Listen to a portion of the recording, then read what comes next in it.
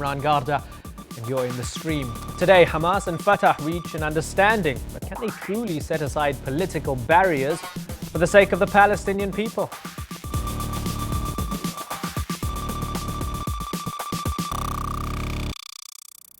Our digital producer, Ahmed is here looking out for all of your live feedback. You can tweet him your comments and your questions with the hashtag AJStream. Hi, Ahmed. Hello. Joining him on the couch is Huwaida Araf, activist and co-founder of the International Solidarity Movement, a lawyer and many other things. Looking forward to your comments and contributions throughout the program, Huwaida. Now, remember, you can stay in touch with the stream on Google+. You can also use it to join us on the show. Like these people over here, have a look. All you have to do is add the stream to one of your Google Plus circles, and then we'll do the rest. We'll invite you to future Hangouts. It's just one more way that you can be in the stream. Hi, I'm Bana Abdulrahman. I was born in Palestine, and I have 3 fabulous children. One of them is hosting me on the stream, and we are both in the stream. Perfect. Perfect. It was perfect. Okay. Now, Palestinians once again are on the verge of a national government. Mahmoud Abbas of Fatah and Khaled Mashal of the Islamist movement Hamas reached an agreement last week that would pave the way for reconciliation. The two groups have been at odds since 2007 when Hamas took control of Gaza while Fatah retained power over the West Bank. However, as with previous attempts at unity, disagreements within and between the two parties have already begun to emerge. The agreement has been met with a lack of enthusiasm by many Palestinians who are consumed by realities under Israeli occupation, like those in Gaza, who are currently dealing with a fuel shortage that has left them without electricity, and an overall high unemployment in the occupied territories. Recently, the hunger strike of prisoner Khader Adnan, which is now in its 61st day, has been a rallying cry on social media, not so much in traditional media, but it's dwarfed conversation about the unity talks in social media. Well, joining us now to discuss all of this is Ali Abu Nema, co-founder of the Electronic Intifada. Welcome to the stream, Ali. This unity deal between Hamas and Fatah, does it mean much to you? Well, I saw a report today in the Israeli press that said that Khaled Mashal and Mahmoud Abbas were planning to visit Gaza. Now, I'm not sure if that report is true, but if there's any truth to it, I would recommend to the people of Gaza that they start piling up their old shoes from now, because I think that's precisely what this deal is worth.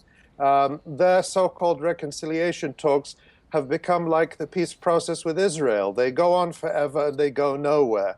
And that's because the basic issues are completely unresolved, no matter how many times Abbas and Mashal shake hands. On one side, you have a Palestinian Authority in the West Bank that is working closely with the Israeli occupation on a daily basis in so-called security coordination, so that the Palestinian Authority is helping Israel to ensure that Palestinians like Khader Adnan and others are being arrested and jailed.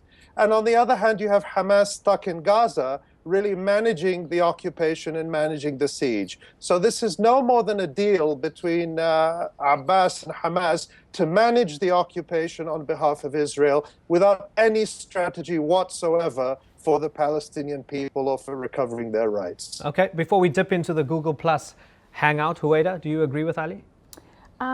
I do in large part, but I also, in terms of talking about the reconciliation deal, I think we put a lot of emphasis on it. And what they're talking about reconciling is a government, the Palestinian Authority, which is really supposed to be just an administrative body managing a small portion of the occupied West Bank and Gaza. And we forget about our larger national liberation struggle and the body that's supposed to represent us as a whole.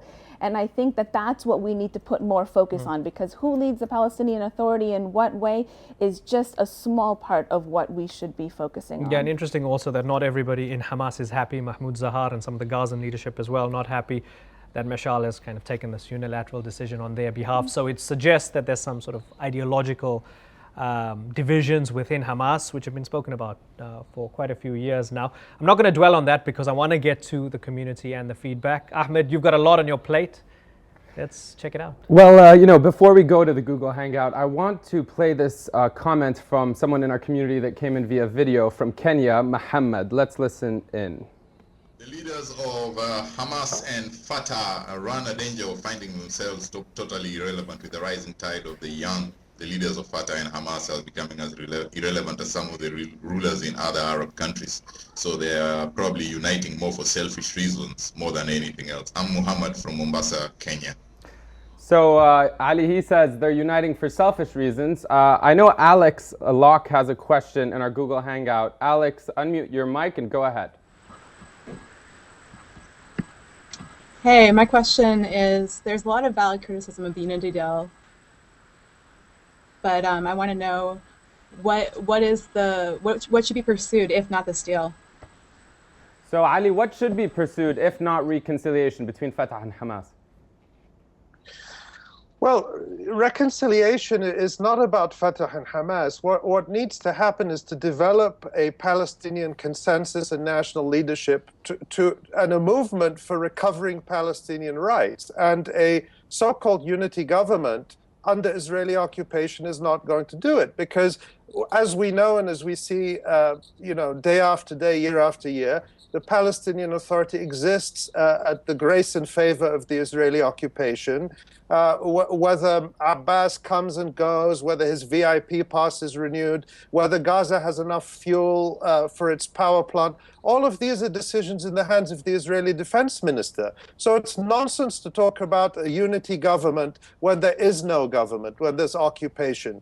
Palestinians need to rebuild a national movement, including all Palestinians inside and outside the country, to recover their rights. And I think all this reconciliation nonsense between Hamas and Fatah, I agree with our colleague from Mombasa that this is really about their selfish self-preservation. Huwaida, Ali had mentioned Khader Adnan, the prisoner on hunger strike. He's in administrative detention. There are over 300 of those Palestinians without charge or trial in Israeli prisons. He could be on the verge of death. Ali talks about the Palestinian Authority being some sort of subcontractor for the occupation in the West Bank. Has it upset you that people like Mahmoud Abbas have not come out and spoken about prisoners like Khader Adnan and rallied behind their cause?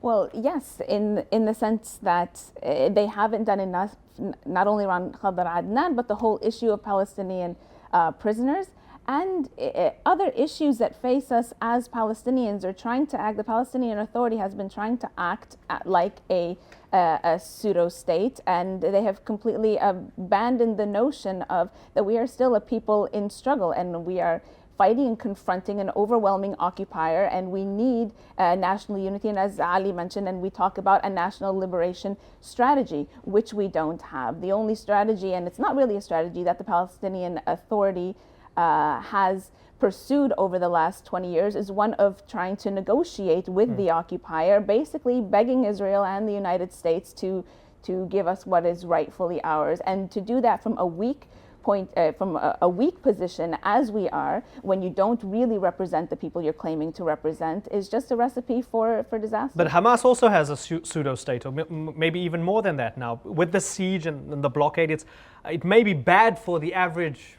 Palestinian, one of those 1.7 million Palestinians living in Gaza, but for Hamas, in terms of their political authority, it's entrenched them, hasn't it? They're a powerful political machine with a little statelet. They're not going to want to give that up anytime soon, are they, Huwaida? No, it seems like both sides don't want to give up their power. At first, it seemed, a lot of people, a lot of my friends, even in the elections in 2006, a lot of my Fatah friends voted for Hamas, and that let's give this body a chance. And then seeing after what they did in Gaza, the nature of their rule, and now how it seems like their decisions are based on maintaining power, I think Hamas has lost a lot of credibility, but that feeling of power has overtaken them. The same goes for the Palestinian Authority in the West Bank, and as the comment said, it's that they are this unity deal is really to maintain or to entrench their positions instead of to do what's best for the Palestinian people as a whole. Well, on that note, it's not an uncommon tale in the Arab world to see leaders dividing their people, whether it's around sectarian lines, in order to maintain power. But we have people on Twitter like Ahmed Kamal saying Israeli attempts to fracture the unified Palestinian consciousness, assuming there is one, has failed. This is affirmed by Gaza rallies for Khader Adnan. He also says, in Saudi, where I come from, there is a crippling lack of awareness on Palestine, but Khader Adnan has been spoken about there. Do you agree with Ahmed on the fact that the Gaza rallies for Khader Adnan shows that there is a unified Palestinian consciousness? As far as the Palestinian people, I think that we are unified. It's just the people that are claiming to represent us are not. And this is why I advocate more efforts on the non-official level, let's say, in order to devise amongst ourselves a national liberation struggle, and not to completely isolate those that are in leadership right now, but to say, listen, your strategy so far has failed, and that we must first of all give the new generation a chance, the youth, and work together to formulate something, and not based on quotas and Fatah and Hamas, because a large majority of the people now, and especially a lot of the new Palestinians, don't subscribe to either those two or any other political faction. It's much larger than that, and to stay in that kind of old mentality and a strategy that hasn't worked, it's done. Right. If I can just quickly, Ali, put this question to you that came in from Layla in Lebanon about the possibility for, well, let me just have her say it. Hi, I'm Layla Saleh from Lebanon, and I was wondering, if Khader Adnan dies, could there be a possibility of a third intifada, but this time against Palestinian leaderships? Ali? Well, I thank you for that question, Layla. I wouldn't want to predict what would happen, but what I would say is this, that Khader Adnan's struggle is really galvanizing people at the most visceral level, because Khader Adnan is a man made of flesh and bones, 33 years old, a baker, a graduate student, a father, a husband. He has 2 young children and a third one on the way. And he has been in Israeli detention. He was kidnapped from his family home, from his bed at 3:30 a.m. on December 17th, and has been in prison without charge or trial since then.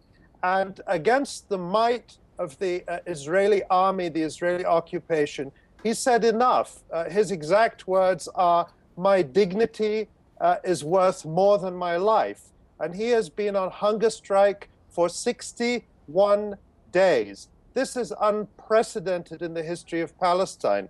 There are reports that there are up to over 100 other Palestinian prisoners in Israeli jails who are on hunger strike in solidarity. And so his self-sacrifice, his courage, his steadfastness is such a contrast to the directionless, unprincipled leadership of the Palestinian factions that we were talking about just earlier. And I think that Khader Adnan's appeal is one that really restores a sense of dignity to people. And that's what we need. And drawing a line and saying that we want our rights are fundamental. And living in slavery, living without our rights is not living. And what's been shocking, I think, is there's been this tremendous outpouring at a grassroots level. Ahmed from Saudi Arabia, I'm so heartened to hear that people in Saudi Arabia are talking about Khader Adnan. There have been solidarity protests all over the world. But what is astonishing is the silence from the so-called international community. Can you imagine if a prisoner held without charge or trial had been on hunger strike for 61 days in an Iranian prison? Hillary Clinton would be screaming her head off. Catherine Ashton would be screaming her head off. Those are people who would not stop demanding the release of the Israeli prisoner of war in Gaza. Understood. So this again underlines... Point made, Ali, because I want to jump into Google+. We want more feedback from the Hangout community. Ahmed, dive in for us. Al-Sharif, go ahead with your question. Hey, Ali, I was wondering, as the negotiation process stays frozen, do you foresee any sort of new Palestinian intifada in a different sense, sort of like a civil disobedience or an electronic one like the organization that you're from? And how affected could any sort of civil disobedience be as a sort of new step forward in the Palestinian resistance process? And, Ali, to add on to that, I just want to ask you a tweet by Rodney Proctor. This came in the past 24 hours saying, I believe unification will lead to Hamas non-violence. Israel more isolated by the day. Non-violence gets the world on its side. So just tying those two together, the issue of a kind of civil disobedience movement, a peaceful protest movement, as opposed to perhaps, as Hamas states, particularly armed struggle. What do you think? We shouldn't think that non-violence is the easier path, and Khader Adnan's struggle shows that. But other Palestinians, many of them, too many to name here, have been killed engaging in non-violent protest every week, every day. And of course, I think, Huwaida herself is involved in many of these efforts to challenge the Israeli occupation of apartheid through civil disobedience. So yes, there needs to be more of that. There are so many ways that we can mobilize. Of course, there's been huge attention to the boycott, divestment, and sanctions movement that's growing all over the world. Israel pretends not to be bothered by it while mobilizing massive resources to try and fight it. So yes, absolutely, we need to use all these methods, because it is fantasy and delusion to think that continuing to talk to Israel as it demolishes homes, steals land, expels people, imprisons them, that's going to lead anywhere. We have to have a counterbalance, and that has to come through a popular and civil organizing and action. Huwaida, I wonder, broadly speaking, in a regional and international way, with the Arab revolutions, the Arab Spring, the Arab uprisings, whatever you want to call them, over the past year, one can't help but thinking Palestine is used to being the beating heart of Arab emotion, the Arab cause. Has it been sidelined by everything else that's happened elsewhere in North Africa and the Arab world, where we've had revolts, we've had dictators falling, we've had chaos, uncertainty? What happened to Palestine amid all of that? Well, I don't think it's been sidelined. I think you even see a lot of Palestinians in solidarity with their brothers and sisters in Egypt and in Syria and Libya and other places in Tunis. And actually, Palestinians have for a long time seen a change in the Arab world and overthrow the dictators that have been ruling these Arab countries and that have in effect contributed to the situation that Palestine is in, is crucial for their own liberation, changing the dynamics of the region. So a lot of people are waiting to see and are looking very positively for the changes that are going to take place in this region that, again, will have, hopefully most people see a positive effect on Palestine. But it has been everywhere but Palestine so far. I wouldn't say it's everywhere but Palestine, but Palestinian, we've been in struggle confronting Israel for the last 64 years, and it's kind of been an ongoing struggle, and sometimes there are flare-ups and sometimes things are a little bit calmer depending on the situation. And right now things are ongoing, but yes, more focus is on other places as other places are flaring up a little bit more than Palestine is right now. But people continue to struggle, and the question before was talking about the nonviolent resistance or civil disobedience, which also has been going on for decades, and which we see now taking place in cities, towns, and villages inside the occupied Palestinian territories, in addition to strategies like boycott, divestment, and sanctions.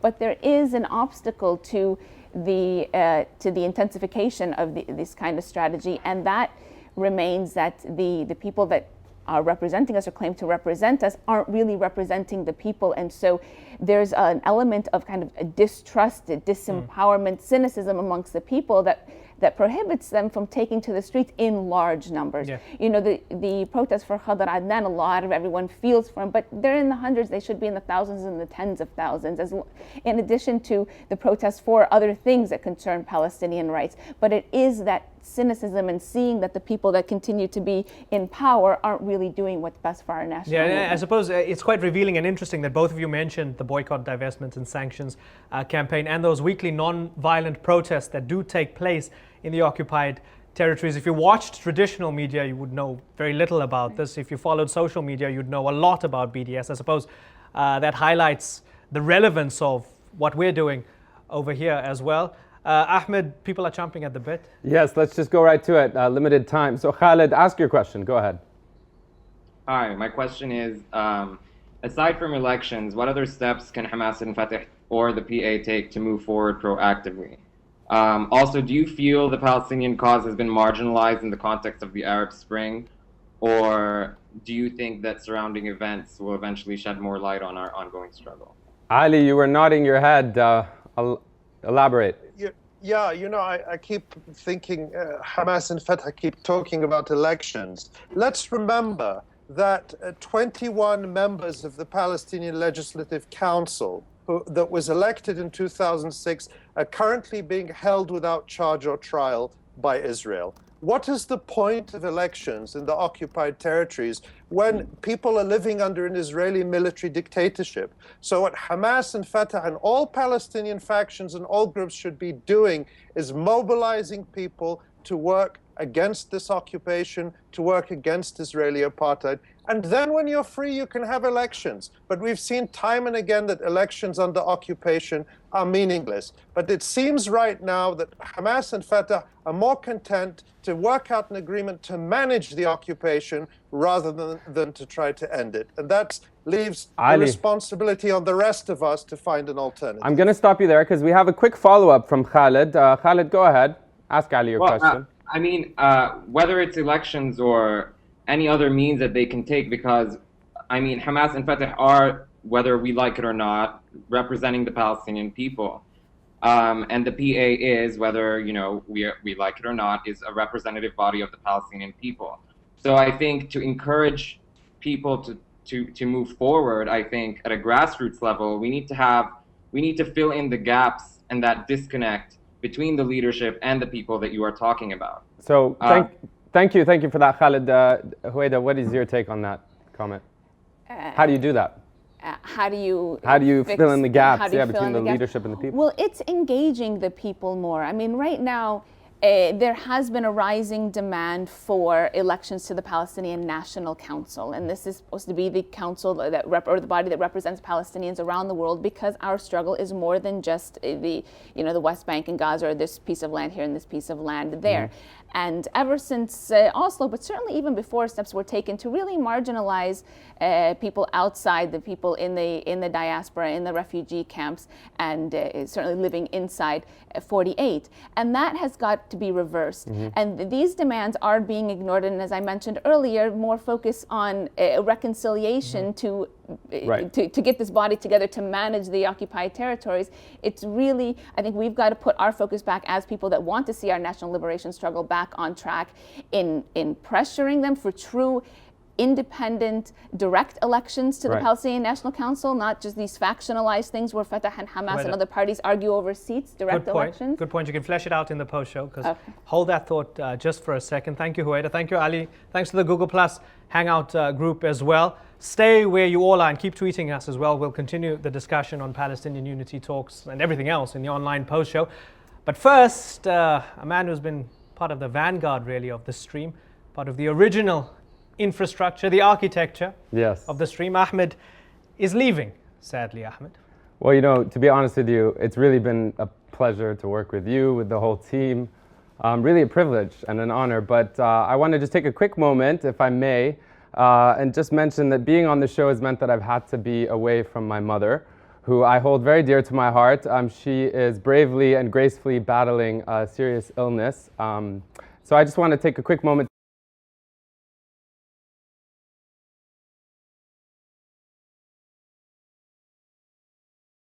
to dedicate the show to her for always inspiring me, and most importantly, for always reminding me that in life and on TV, it's always better to listen more than you talk. So thank you, Mom, and I love you.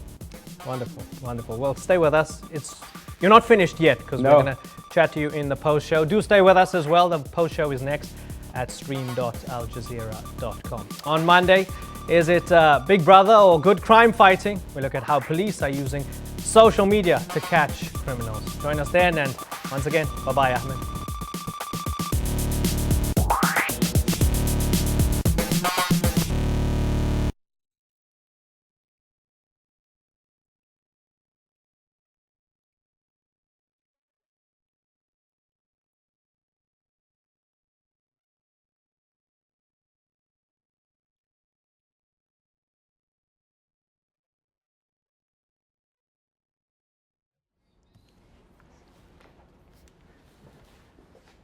Welcome back to the post show on stream.aljazeera.com. We've got a lot to talk about, so we'll continue for the next 5 to 10 minutes or so. Liz Martinez has joined us on the couch. She's one of our assistant producers, and she's appearing from time to time now in the post shows. Liz has also been curating some of the tweets that have been coming through regarding the myriad strands of this discussion, as it started with the unity talks and looked at all the other aspects, including Khader Adnan, including Israel, etc. Liz, what have you got for us?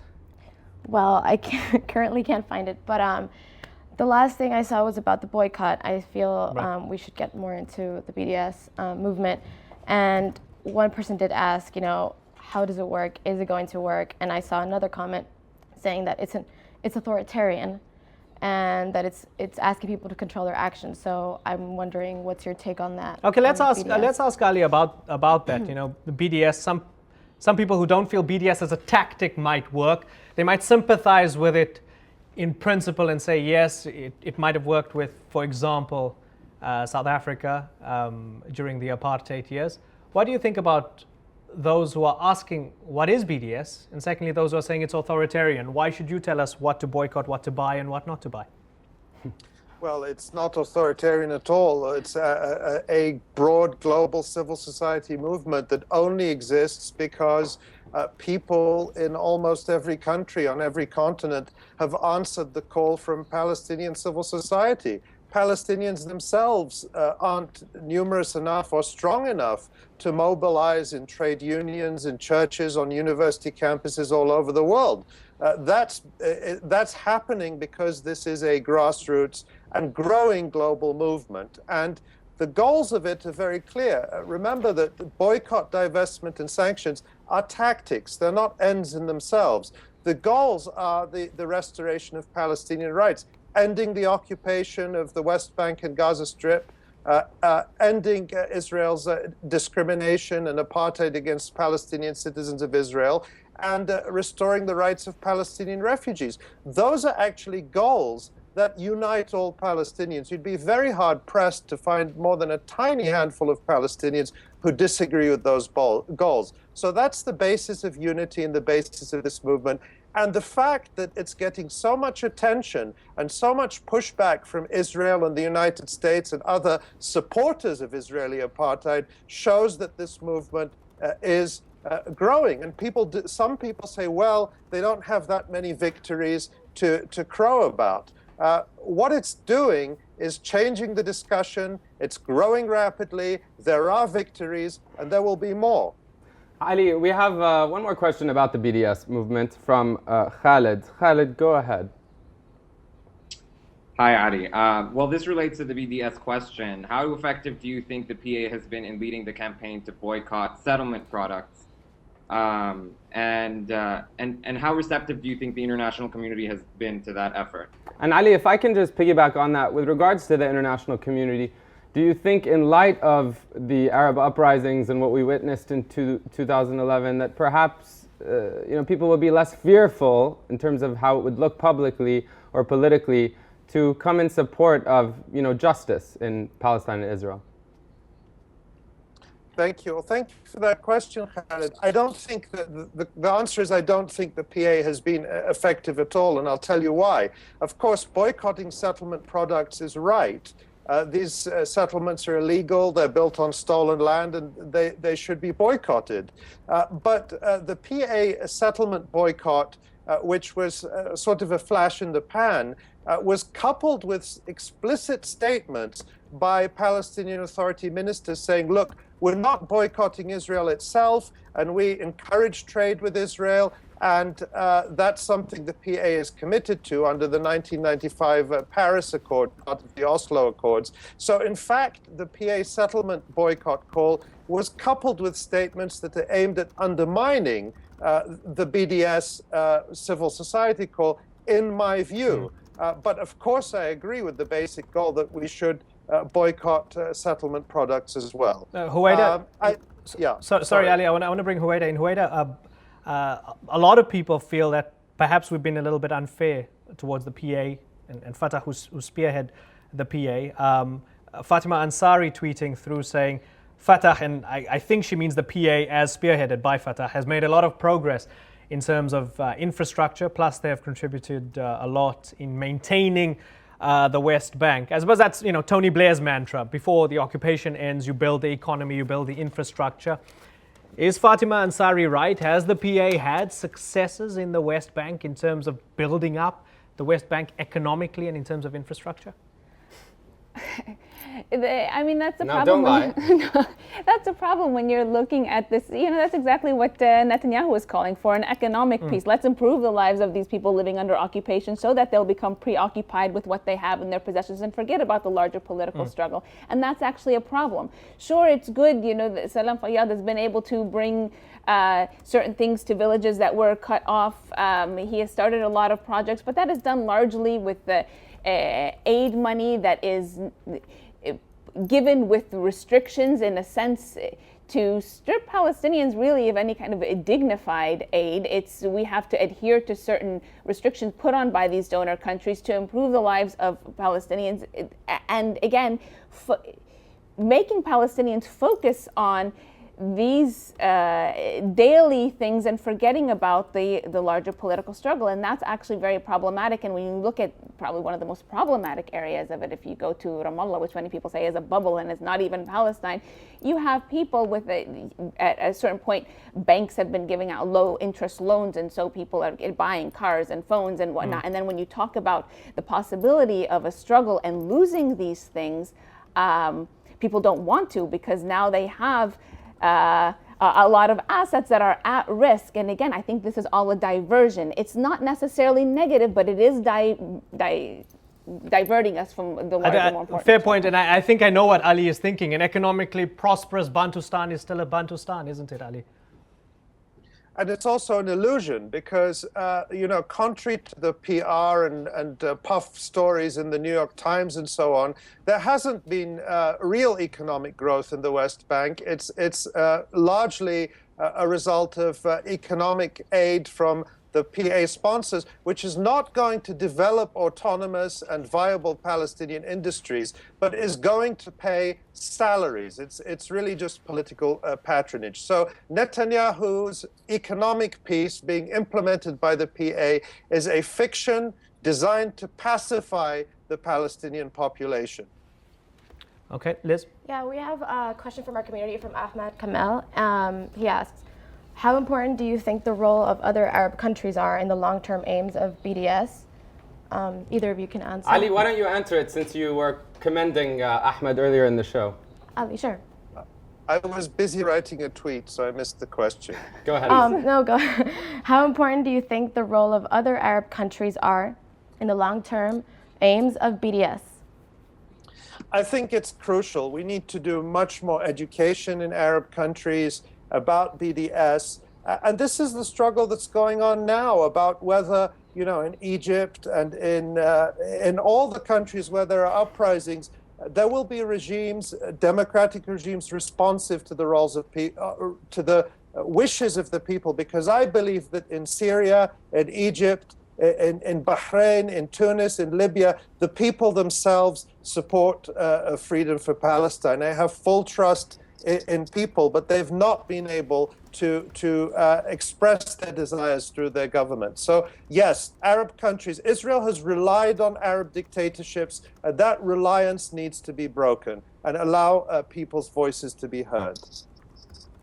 Ahmed, you want to come in with one final bit of feedback? One final question, actually a good one. In light of what happened a couple days ago with the power plant, the only power plant in Gaza, not functioning because of the fuel shortage in terms of the fuel that was coming from Egypt through smuggling. Why don't you go ahead, Milena, and ask your question?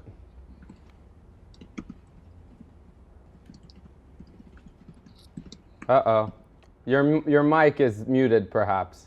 Let's try it again. Go ahead, Milena. Considering that there are worsening living conditions, especially in Gaza, with the recent power outages and the promises of increasing taxes, how can the unity government? I think we got the gist of that. Yeah. Popular support. Okay. We're going to stop there because I think we got the gist of it. It's breaking up. Yes. There, Ali, did you manage to get at least a semblance of that? The sound was very difficult to hear, and I wasn't tweeting that time, I promise. Okay. Huwaida? What was the question? The question was ultimately basically with worsening conditions, particularly in Gaza, is there any way that you envision people being able to, the leaders being able to appeal to the people in light of their worsening conditions, despite, like, not just Hamas, also Fatah? You know, I think that if the people truly saw a leadership that represented their aspirations, that wasn't corrupt, people would be willing to suffer or to take certain setbacks. Right. But it's hard to do that when you see that the upper echelons are not facing the same thing, not living in the same conditions, and are doing things that people see are counter to their national aspirations and to their struggle. That's a big problem. You could be speaking about many countries in the Arab world. Yes, we can. But that's, you know, if the leaders right now really want to do what's best for the people, I would say that they bring together representatives not only of the factions but of organizations that represent Palestinian communities around the world, put together a committee and organize immediate independent elections so that we can get together a body that could chart a new national strategy and move forward. Ali, just very quickly, with the question about other Arab countries, I'm curious your take. If these countries are struggling with their own domestic issues, as we've seen civil unrest in most of these countries, do you think that Palestine and the Palestinian cause could then be used as a distraction by the leaders, a distraction from the problems they face internally? It's the contrary, because for decades, Arab regimes have been trying to distract their people from Palestine. And to the extent that Arab regimes have expressed support for the Palestinian struggle, it's in order to say, look, yes, we do support the Palestinian struggle, but in fact, they've really done very little, or they've actually worked against it. I think it's the people in Arab countries themselves. And we've seen that so clearly from Egypt in the past year. I think that people understand that these struggles are linked, that Israel is linked to a broader US and EU imperialism in the region, and that freeing the region's resources and countries from external control is really the essence of the struggle. And that's true across the region, especially in Palestine. Yeah, go ahead. One quick comment. It was raised earlier, but whether what's happening with the Arab Spring is distracting or detracting from Palestine. And I would like to say that actually just the opposite in terms of my connections to people that are in Egypt, in Tunisia, etc. There is such a focus on Palestine and a recognition that we fix our own internal situation first so that we can also contribute to Palestine. And if we see, for example, Tunis now, Palestine is big on their minds, and there is a lot of activism going on for Palestine, and the same with people in Egypt, and I think throughout the Arab world we'll see that. So all around it's positive and not, I don't think, distracting at all. Okay, that's a good note with which to wrap it up. Ali Abu Nima, thank you very much for joining us. Huwaida Araf, thank you to all our Google Plus community members who are participating in the Hangout. Thanks so much. Sorry we couldn't choose all of you all of the time. We hope you forgive us. Liz, thanks for joining us on the couch as well. And once again, Ahmed, we're going to miss you. We wish you all the best. I Googled where you're going. It says you're going to work in a post office in Huffington or something. Yeah, like that. there's a town called Huffington. I'm a bit confused. We'll still be streaming, just somewhere else. Yeah, and I hope you'll keep tweeting us on the show. Maybe we can have you on Google Plus when you're missing us. You know, I think that perhaps tweeting from outside the show, maybe more of my ideas will make so you can say what you really think. Exactly. Well, we wish you all the best, and we wish your mom the best of health as well. So there we go, Ahmed Shahabuddin. It's his last day on the stream, and we're certainly gonna miss him. Thanks for joining us. Remember, as I said on Monday, is it Big Brother or good crime fighting? We look at how police are using social media to try and nab criminals. You can tell us what you think. Tweet us using the hashtag AJStream. Bye-bye.